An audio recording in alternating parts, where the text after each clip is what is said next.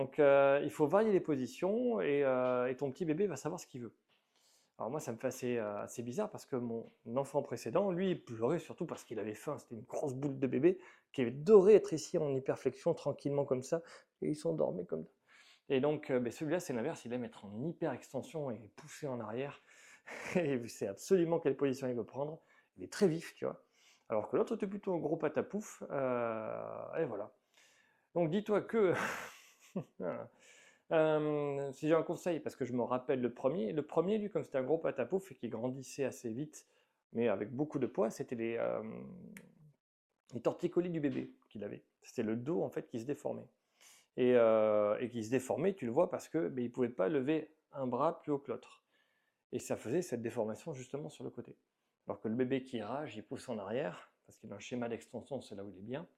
Et le bébé qui est un peu patou, un peu gros, lui, il va plutôt avoir une vertèbre qui va tourner au niveau thoracique et ça va faire le torticolis du nourrisson. Tu sais, parce qu'il ne peut pas trop lever le bras, il est toujours coincé d'un côté. Mais c'est pas la nuque, hein, c'est le thorax.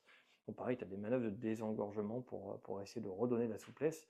Je te conseille d'aller voir ton médecin, il va pouvoir te conseiller. Mais vraiment, entre le premier et le deuxième mois, c'est ça qui va être central.